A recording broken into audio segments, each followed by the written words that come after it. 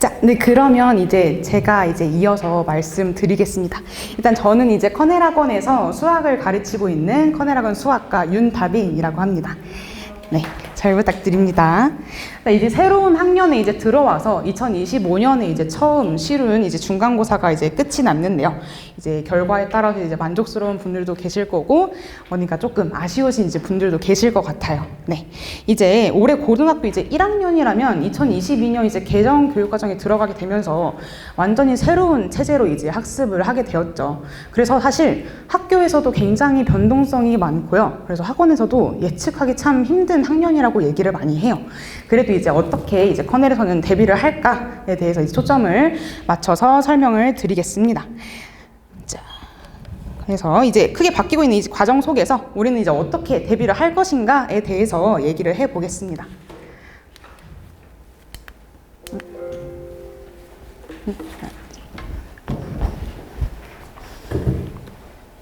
네, 가장 먼저 이제 어떻게 진행을 할까에 대해서 얘기를 해보면요. 가장 먼저 이제 평택 시내에 있는 모든 고교 내신들의 특징에 대해서 이제 간략하게 얘기를 해보려고 하고요.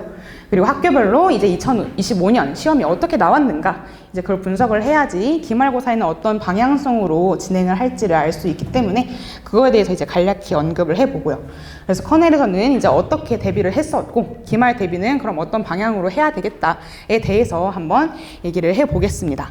수학 내신이라는 게 굉장히 이제 학생들에게 있어서 중요한 점으로 자리 잡고 있죠. 학생들이 가장 많이 신경 쓰기도 하는 과목이기도 하고, 사실 노력에 비해서 결과가 크게 느껴지지 않는 과목이기도 해요. 그런데도 내신 과목들 중에서는 수학 내신이 가장 중요해 라는 얘기를 많이들 듣죠. 그래서 학생들의 시험 성취도가 수학이라는 과목에 의해서 크게 좌지우지 되는 것 같아요.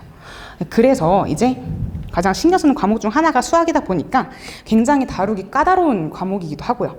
그렇다면 현재 이제 해당 학년의 수학 내신은 왜 중요할까부터 생각을 해보면, 현재 2022년 개정 교육과정 학년의 경우에는 등급제가 9등급제에서 5등급제로 이제 바뀌게 되었어요. 이제 많이들 이제 알고 계실 텐데요. 이제 5등급제로 바뀌면서의 가장 큰 특징은 기존에 이제 1등급에서 2등급까지의 학생들이 1등급으로 다 들어오게 되고요. 그리고 기존에 3등급에서 4등급의 일부가 2등급에 들어오게 돼요. 그 말인즉슨 무엇이냐? 기존에 한 3등급 정도의 친구들이 인서울을 들어갔다라고 하면 이번 학년들의 경우에는 한 1.5등급 정도는 되어야지 인서울에 안정적으로 들어갈 수 있지 않을까 하는 말이 될 수도 있을 것 같아요. 그리고 이제 대학 입장에서는 1등급의 인원이 늘어나다 보니까 학생의 수준을 평가하는 도구로서 사실 등급이라는 것 자체가 부족하게 느껴질 수도 있어요. 그래서 이제 학생들의 입장에서는 그냥 1등급을 받는 것보다는 원점수를 잘 받는 게 좀 더 중요하게 느껴지지 않을까 해서 수학 내신을 조금 더 신경을 쓸 필요가 있을 것 같습니다. 이제 2학년 같은 경우에는 이제 공통수학 1, 2가 들어가는 이제 1학년과 달리 2학년부터는 수능에 직접적으로 출제되는 과목이 이제 시험 범위에 들어가게 돼요. 그 말인즉슨 수능을 대비하는 학생이고 내가 모의고사를 공부할 거다 하면 2학년 내신부터는 수능과 딴판이 되지 않는다는 거죠. 그래서 만약에 내가 만약에 대학을 갈 때 최저 등급을 맞춰야 된다 등의 이제 목표를 세우고 있다면 2학년부터는 내신 준비에 좀 더 수학에 집중을 해야 되지 않을까 하는 생각이 듭니다. 그렇게 해서 이제 내신의 중요성은 그 정도로 볼 수 있을 것 같고요. 자, 그래서 이제 고등학교 2학년의 경우에는 수능에 들어가는 과목을 이제 본격적으로 배우게 된다 정도로 보게 되겠습니다. 이제 사실 학생들 같은 경우에는 나는 뭐 정시로 가겠다 이런 얘기를 많이 하게 되는데요. 실제로 제가 가르친 학생들 중에서도 올해 이제 첫 시험이 잘 안 나오고 나서 선생님 저는 정시로 가야겠어요 라는 말을 많이 하게 되는데, 사실상 내신 공부가 수능 공부와 크게 동떨어지지 않은 것 같아요. 그래서 만약에 내가 내신이 안 된다 그러면 사실 더더욱이 수능에 전념하는 것은 좀 막고 있어요. 네, 그래서 학생들 보고 사실 수능보다 내신이 우선이야 라고 얘기를 많이 하고요. 평택 시내 특징상 학교의 시험들이 수능과 굉장히 유사하게 내려고 애를 쓰긴 해요. 물론 이제 다른 점도 있고 이제 부족한 점도 있지만 수능 유형과 굉장히 유사하게 내려고 하고 있기 때문에 내신 준비가 곧 수능 준비와 별다르지 않다라고 생각할 수 있을 것 같아요. 네, 그렇게 해서 그 정도로 볼 수 있을 것 같고요. 자, 그리고 그래서 그 둘이 다르지 않다고 생각하고 같이 준비하면 좋을 것 같다라고 보면 될 것 같습니다. 그럼 일단 평택 시내에 있는 학교들의 대략적인 내신 특징에 대해서 먼저 바라볼게요. 이제 평택 고교 내신은 굉장히 특징적인 게 부교재의 비율이 굉장히 높아요. 사실 올해 들어서 이제 부교재를 대부분 고등학교 1학년 같은 경우는 EBS 문제집으로 다 통일을 했고요. 2학년 같은 경우도 EBS로 거의 다 통일을 했어요. 이제 공통수학 1을 배우고 있는 1학년 같은 경우는 올림포스라고 해서 EBS의 유형 문제집을 풀고 있고요. 2학년 같은 경우는 대부분 이제 올림포스나 수학의 이제 기출의 미래라고 하는 EBS 교재를 쓰고 있고, 평택고 같은 경우는 특이하게 자이스토리를 거기다가 이제 쓰고 있어요. 사실 부교재 난이도 자체가 높은 학교이기도 하죠. 네. 그래서 부교재 출제 비율이 굉장히 높다라고 해서 학생들에게 부교재를 한 3, 4회독 정도를 하는 거를 이제 권장을 하고 있고요. 네, 저희 학원에서도 그렇게 하려고 이제 도와주고 있습니다. 그리고 이제 기출문제, 이제 학교별로 이제 작년이나 재작년 또는 이제 한 3개년 정도의 기출문제가 있을 거예요. 평택 안에 있는 이제 학교들을 다 봤을 때 기출문제를 이렇게 비교해보면 사실 올해 시험과 작년 시험의 유형이 크게 다르지 않습니다. 그러니까 더더욱 작년 시험을 통해서 이제 올해 시험을 연습하는 게 굉장히 중요한 역할을 하겠다라고 볼 수도 있을 것 같고요. 그리고 이제 그 외에는 교육청 유형. 만약에 내 아이가 이제 공부를 하고 있는데 문제집을 추가적으로 풀고 싶다 하면 사실 교육청 유형을 많이 풀어보라고 얘기를 해요. 이제 학교에서 모의고사 유형과 비슷하게 내려고 이제 하고 있다 보니까 유형이 크게 뭐 어떠한 모 문제집의 심화 유형을 그대로 쓴다던가 그러다기보다는 사실 모의고사에서 조금 어려웠던 유형들을 살짝 변형한다거나 하는 식으로 많이 나오고 있어요. 이제 뒤에 이제 말씀드리겠지만 실제로 평택고에서는 모의고사 변형을 굉장히 빈번하게 하고 있고요. 그래서 이렇게 크게 3가지를 볼 수 있겠다고 생각하시면 되겠습니다. 그럼 이제 2025년 올해는 이제 학교별로 어떻게 시험이 나왔는가에 대해서 제가 한번 분석을 해봤는데요. 일단 학교는 가나다 순으로 신안고등학교, 평택고등학교, 한광고등학교, 한광여자고등학교 순서대로 한번 말씀을 드려볼게요. 일단 이제 1학년도 있고 여기 이제 2학년의 학생의 학부모님도 계시기 때문에 이제 학년을 같이 묶어봤고요. 여기가 잘렸네요. 네. 신안고등학교 1학년의 경우에는 출제 단원이 다항식의 연산 1단원부터 2차 함수 단원까지 거의 절반에 가까운 분량이 나오게 됐어요. 근데 2차 함수에서도 뒤에 나오는 이제 최대 최소의 단원은 들어가지 않았는데 그 이유가 신안고 같은 경우는 시험 기간이 다른 학교보다 일주일 빠르다는 특징이 있었어요. 그래서 이제 최대 최소라는 2차 함수의 단원 중 일부가 들어가지 않게 되었고요. 문항 수만 보자면 객관식은 20문항, 주관식은 1문항이 나오게 됐습니다. 이제 뒤에 학교들과의 차이점을 살짝 보자면 뒤에 학교들에 비해서 신안고등학교의 문제는 항상 유구하게 문제수가 조금 적었어요. 그 말인즉슨 문항당의 배점이 조금 큰 편에 속합니다. 그래서 한 문제를 틀리는 것이 학생들에게 되게 큰 타격으로 다가올 수 있어요. 다른 학교에서는 뭐 한 2문제 틀리면 8점 나간다 하면 신안고에서는 2문제 틀려도 10점이 나가기도 하고요. 그래서 한 문제 한 문제를 신중하게 푸는 것이 중요하고 다른 학교에 비해서는 비교적 시간에 대한 타임 어택이 그렇게 심하지 않아요. 그래서 학생들이 한 문제 한 문제를 신중하게 푸는 게 중요한 학교겠다라고 생각할 수 있겠고요. 작년에 비해서 사실 신안고등학교 1학년의 문제는 상당히 완화된 형태를 띠고 있어요. 네, 작년에 비해서 많이 쉽게 나왔는데? 라고 볼 수 있겠고요. 그래서 사실 이번에 컷이 그렇게 낮지 않을 것으로 추정을 하고 있습니다. 실제로 한 80점 정도 맞은 친구가 한 50등 정도 나왔다고 생각을 하고 있고요. 네, 그래서 다른 학교 같은 경우는 그 정도면 한 30등 나온 것 같아요. 네, 신안고가 이번에 많이 쉽게 나왔고요. 그래서 기말고사에 출제될 문제가 상당히 난이도가 있게 나오지 않을까라고 생각을 하고 있습니다. 학교 입장에서 이제 변별력을 만들어야 되겠고요. 그리고 이제 기말고사에 2차 함수 단원의 일부가 이제 들어가게 된다는 게 특징입니다. 다른 학교들은 2차 함수까지 깔끔하게 중간고사에 다 들어갔는데 신안고등학교만 이제 2차 시험에 일부가 들어가게 돼요. 그래서 2차 함수 단원을 다시 낼지 아닐지가 이제 학교의 결정에 따라 달린 것 같아요. 왜냐면 보시면 알겠지만 기말 시험의 범위가 그렇게 넓지 않아가지고 저 단원을 다시 중복해서 낼지 아닐지가 중요한 요건이 될 것 같습니다. 더욱이 만약에 내가 2차 함수 단원이 약했다 그러면 그 단원의 약했던 점을 보완하려는 게 조금 중요하게 작용을 할 것 같아요.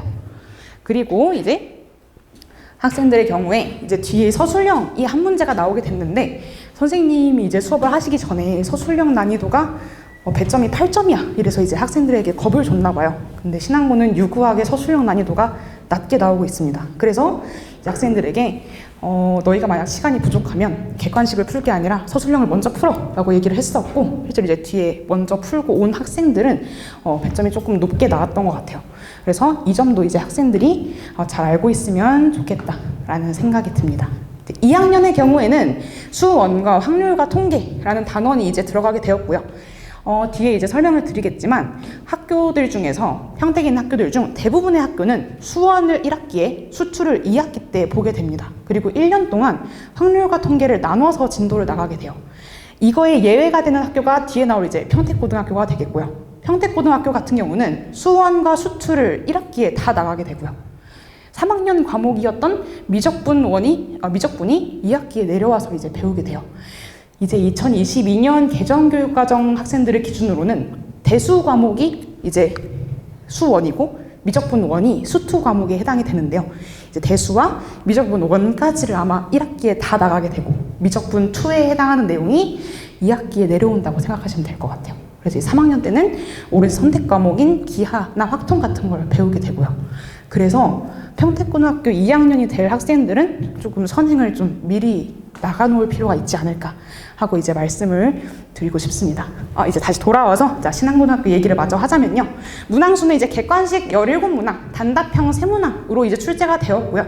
문항수는 1학년과 크게 다르지 않게 20문제라고 볼 수 있겠습니다. 다른 학교에 비하면 역시나 문제수가 많이 적게 되고요.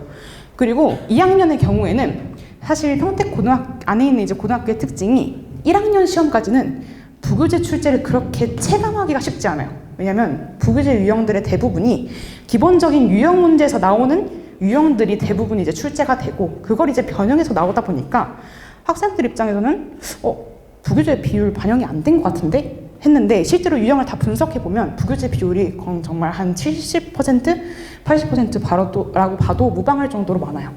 근데 이제 2학년부터는 그 반영 비율이 눈에 들어오기 시작해요. 왜냐면 이제 그래프가 본격적으로 나오고 실제로 이제 교육청 문제를 이제 부교재로 삼고 그걸 내다 보니까 변형을 쉽게 하지 못한다는 특징이 있습니다. 그래서 선생님들이 문제를 정말 토시안 안 틀리고 숫자만 바꿔서 내거나 결론적으로 구하라는 것만 바꿔서 내거나 하는 경우가 정말 많아요. 그래서 2학년부터는 부교재 변형이 정말 많다. 그래서 부교재의 문제는 숙지를 필수적으로 해야 된다라고 보시면 될 것 같아요. 그럼 이것의 의도는 뭐냐? 부교재를 이용해서 그 문제를 맞춘다라는 사실이 중요한 게 아니라 그 문제를 푸는데 소요하는 시간을 줄이는 게 포인트일 것 같아요. 그래야지 나머지 어려운 문항에 쓸 시간이 많아지니까. 그래서 이제 학생들이 부교재를 필수적으로 숙지하고 있어야겠다. 그리고 작년 대비에 쉬운 문제는 그대로 쉽게 나왔는데 이제 어려운 최상급 난이도 한 2-3문제 정도가 정말 어렵게 변형이 된 것 같아요. 그래서 만약에 그 뒤에 문제에 쓸 시간이 없다. 그럼 이제 앞에 문제를 확실하게 맞추기 위한 유형 숙지가 좀 필요하겠다라고 느껴졌고요. 그리고 전년도에 비해서 이제 수학적인 해석을 요구하는 문장이 다수 출제가 되었습니다.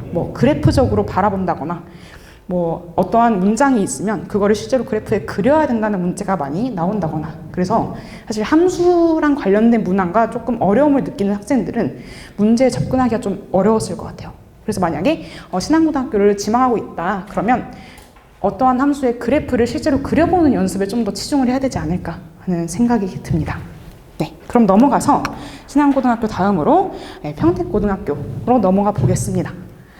평택고등학교 같은 경우는 이제 다항식이 연산부터 2차 함수까지 나왔고요. 아주 주요한 특징으로는 객관식으로만 전 문항 22문항이 나온다는 특징이 있습니다. 이제 전 문항이 객관식이다 보니까 학생들 입장에서는 모투 문제를 찍어야겠다라는 생각이 들 수 있어요. 근데 사실상 이제 뒤에 몇 문제를 찍느냐가 이제 학생들한테 큰 관건이 되었던 것 같더라고요.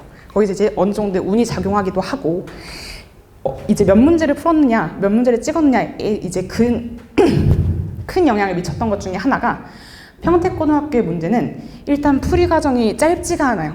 작년에 비해서는 그래도 많이 완화된 난이도로 나오긴 했습니다. 큰 차이는 없지만 계산 과정에서의 그렇게 큰 난이도는 없었던 것으로 판단이 돼요. 그렇지만 그럼에도 불구하고 다른 학교들에 비해서 기본 문제도 그렇게 기본 문제가 아니게 나오고요. 그리고 어려운 문제는 다른 학교보다 역시 더 어렵게 나오기 때문에 풀이 과정 자체가 매우 길게 나왔어요.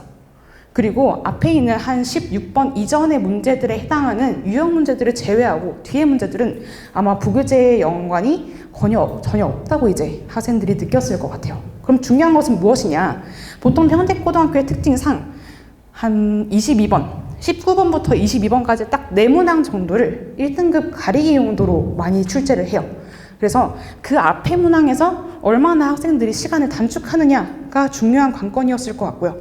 2학년까지 시험을 봤을 때 이제 특징적으로 발견한 것 중에 하나는 작년에 나왔던 문제 또는 그 전년도에 나왔던 문제들과 똑같은 유형이 나오기도 하더라고요. 그래서 평택고 같은 경우는 이전 기출문제를 조금 유심히 볼 필요가 있겠다라는 생각이 듭니다. 네, 전년도와 유형도 비슷하게 내고 아예 똑같은 문제가 2번 출제가 되었더라고요. 1학년도 그렇고 2학년도 그렇고.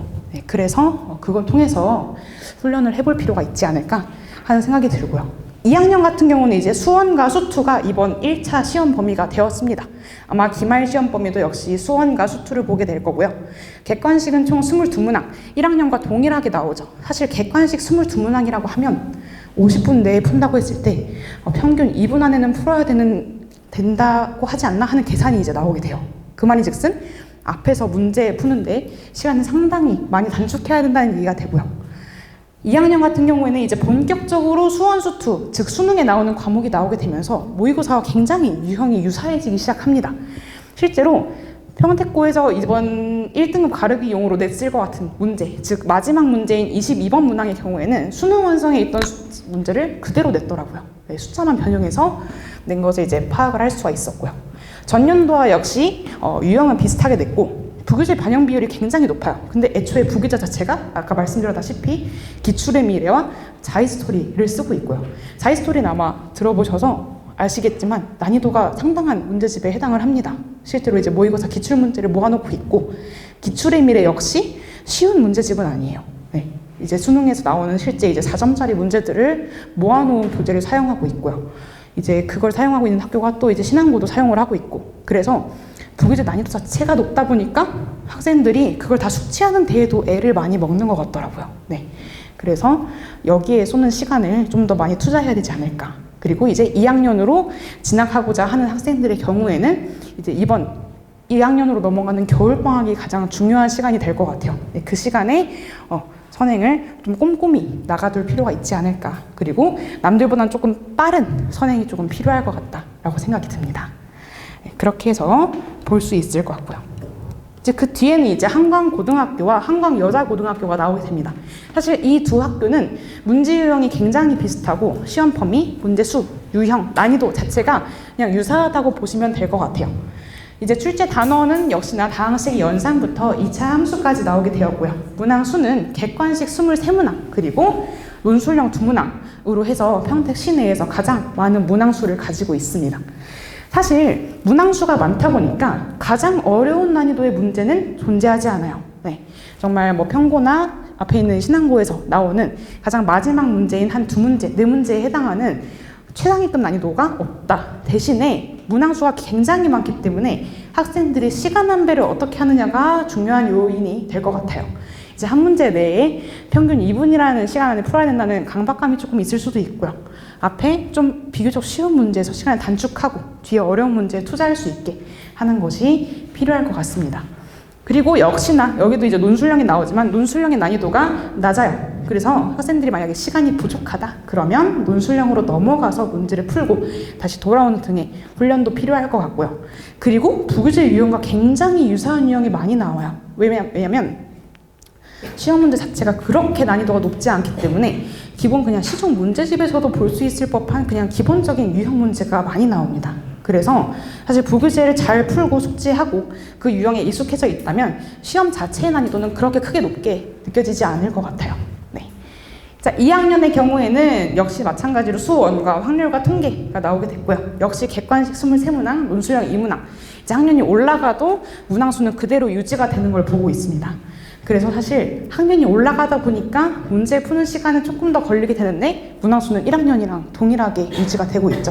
그래서 이제 학생들이 타임 어택을 좀 더 심하게 느끼는 것 같아요. 네. 그래서 시간 안배가 역시 중요하겠고요. 대신에 정말 기본적인 유형 문제가 한 10번 정도까지는 나오는 것 같아요. 그렇기 때문에 거기서 시간을 얼마나 단축하느냐가 큰 관건이 될 것 같습니다.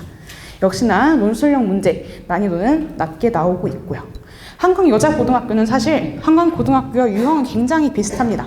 다만 이제 한강고등학교가 심화 문제를 조금 더 계산이 까다롭게 낸다는 특징이 있는 것 같아요. 비교적 이제 한강여자고등학교는 계산 자체는 그렇게 어렵지 않고 깔끔하게 나오는 문제들을 많이 선호하는 것 같고요. 근데 만약에 내가 시험에 대비하고 싶다 그러면 이제 한강여자고등학교나 한강고등학교나 그냥 서로의 학교 걸 풀어도 무관할 정도로 유형은 굉장히 비슷하게 나옵니다. 역시나 이제 최상위급 난이도는 나오지 않고 있고요. 이제 문항수가 많다 보니까 학생들이 얼마나 시간을 안배하고 잘 분배해서 쓰는지가 중요하겠다라는 것도 알 수 있겠고요. 역시나 논술형 난이도는 낮고 부교재 유형과 유사한 유형이 많이 출제된다. 그래서 시험 전에 얼마나 그 부교재를 회독하느냐가 중요할 것 같아요. 여기서 이제 회독은 풀었던 문제를 다시 푸는 것보다는 자기가 몰랐던 유형을 회독하면서 점점 채워나가는 게 중요하게 작용을 할 것 같고요. 2학년 같은 경우에도 부교재 심화 문제를 변형한 문항이 조금 분포가 되어 있었던 것 같아요. 그래서 이제 부교재에서 특히 어렵게 나왔던 문제들은 한번 몇 번이고 다시 풀어보면서 자신의 것으로 만드는 훈련이 필요할 것 같고요. 이제 그 외에도 모의고사 기출이 나왔다 보니까 이제 이거는 평택에 있는 학교들 모두의 특징이지만 웬만하면 만약 다른 문제집을 추가적으로 풀고 싶다. 그럼 웬만하면 이제 EBS 교재나 모의고사 변형 문제집을 많이 풀라고 권하고 있어요. 그리고 이제 암기식이 아니라 문제풀이 자체의 흐름을 파악하는 문제가 많이 출제가 되었고요. 문항수가 많다 보니까 이제 정확하고 빠르게 푸는 훈련이 요구가 되겠다. 이건 이제 앞에 나왔던 한강고등학교, 한강여자고등학교 모두에게 이제 해당하는 말이 될 것 같습니다. 그래서 이렇게 주요 4개 학교 정도의 특징을 볼 수 있을 것 같고요. 그렇다면 이제 이번에는 어떻게 대비를 했었느냐? 일단 가장 먼저 지금 이제 학생들이 개강을 한 지 얼마 되지 않았어요. 그래서 지금 수업을 시작한 학생들의 경우에는 가장 먼저 중간고사 이제 끝나고 기말고사 범위에 해당하는 개념을 먼저 학습하게 됩니다.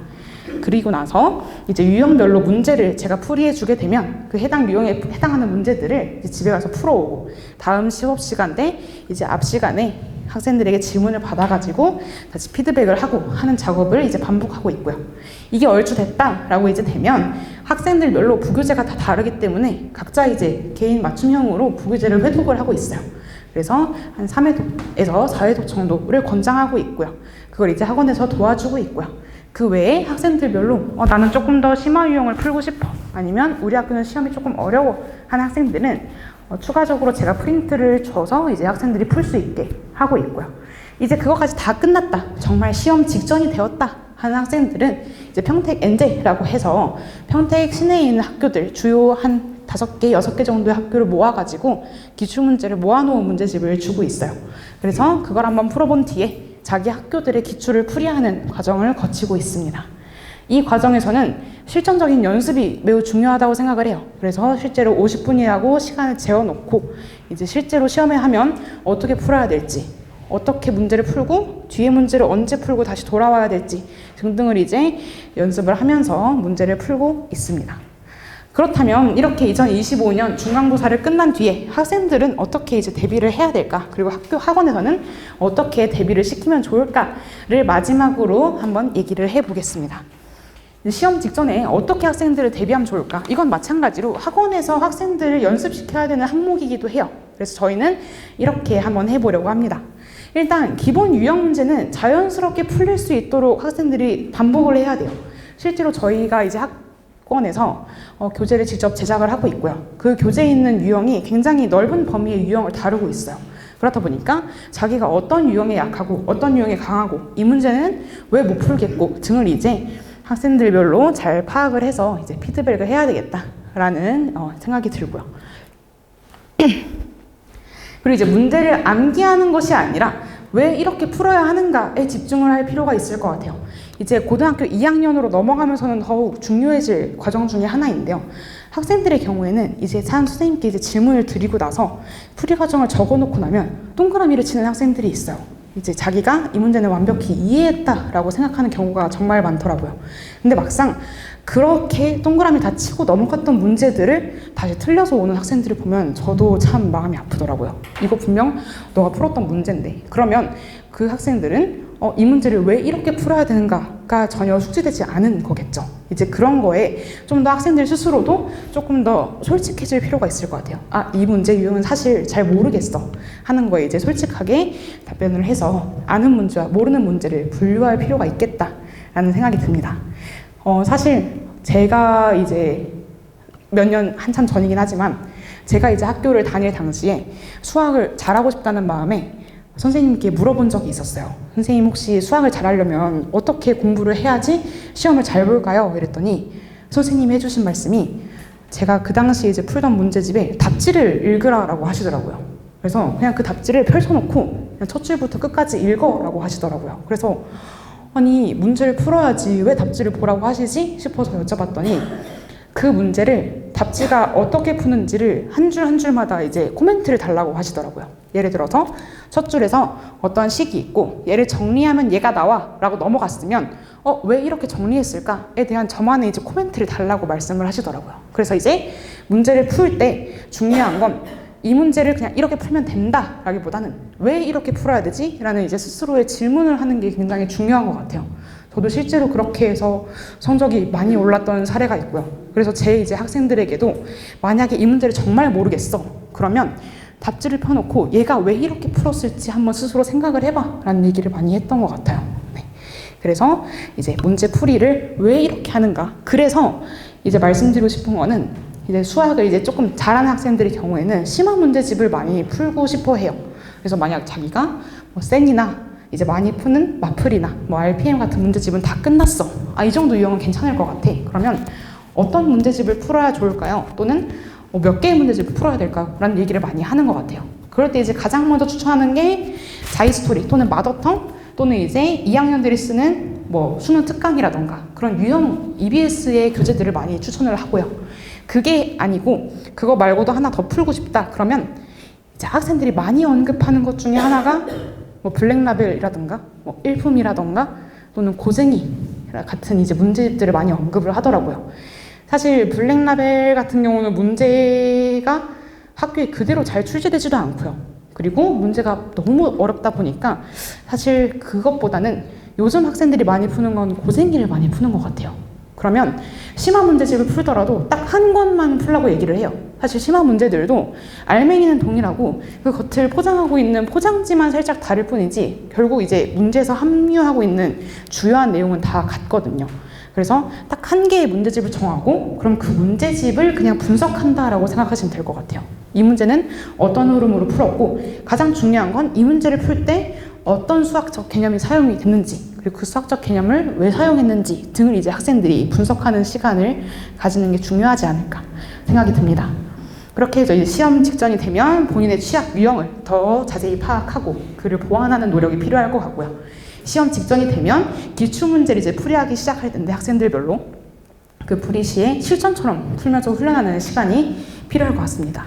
이때 가장 중요하게 생각할 것은 시간 배분인 것 같아요. 근데 정말 실전처럼 푼다는 게 뭐 OMR을 마킹하는 것도 좋고 뭐 50분이라는 시간을 재는 것도 좋지만 정말 실전이 되면 학생들이 어떤 문제를 포기하고 어떤 문제를 풀어야 되는지에 대한 판단이 필요해져요. 예를 들면 평택고 같은 경우는 이번에 보통 한 19번부터 22번까지의 문제가 어려운 반면에 그 앞에 살짝 한 번씩 걸릴 수 있는 문제들이 많이 분포가 되어 있더라고요. 그러면 수학을 잘하는 학생들의 경우에는 이 문제는 내가 틀릴 문제가 아니라는 생각이 있어요. 그렇기 때문에 그 문제 자체에서 소요되는 시간이 굉장히 많습니다. 저 같은 경우도 이제 한창 이제 시험을 봤을 때 문제가 한 14번 정도에서 한 번 걸렸던 것 같아요.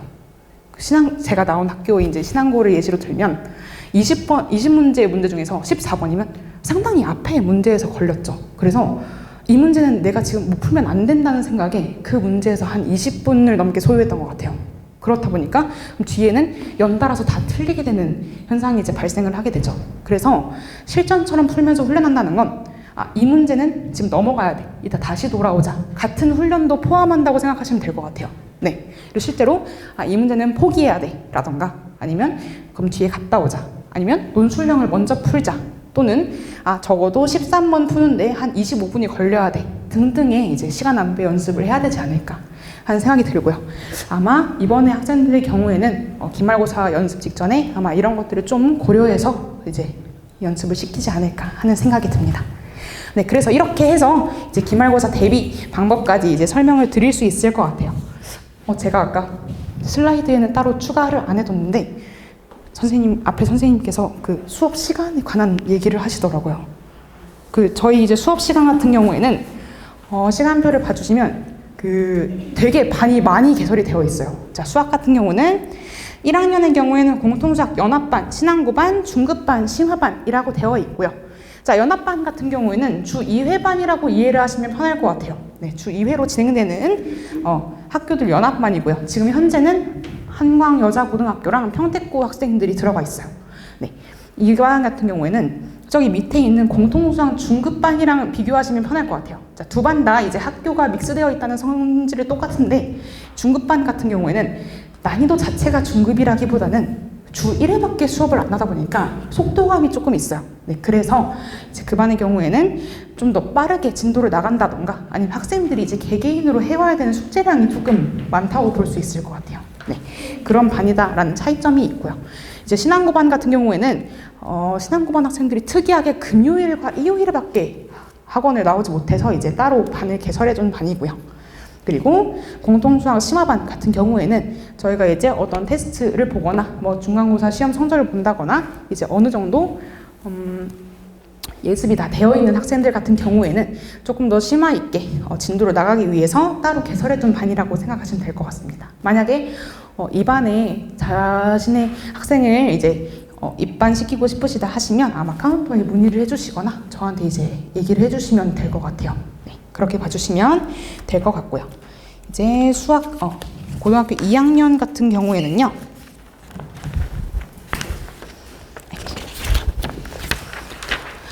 고등학교 2학년 같은 경우에는 반 구성이 좀 간단하게 편성이 되어 있어요. 이제 수학 1 반이 2개 있고 수학 2 반이 하나 있고 수학 1 반의 경우에는 지금 주 2회 반 하나랑 주 1회 반 하나가 있고 수학 2 같은 경우에는 주 1회 반 하나만 지금 자리하고 있습니다. 그리고 이제 확률과 통계 반이 하나가 있고요. 이제 수학 1과 수학 2 같은 경우에는 이제 평택고 같은 학생들의 경우에는 수원 수투를 다 들어야 되잖아요. 그래서 이제 주 1회반으로 2개 편성이 되어 있다고 보시면 될 것 같습니다. 그리고 이제 확률과 통계는 뭐 신항고나 한강여자고등학교 같은 경우에는 1년 동안 확통을 나가다 보니까 마찬가지로 편성이 되어 있고요. 네, 그 정도로 봐주시면 괜찮을 것 같습니다.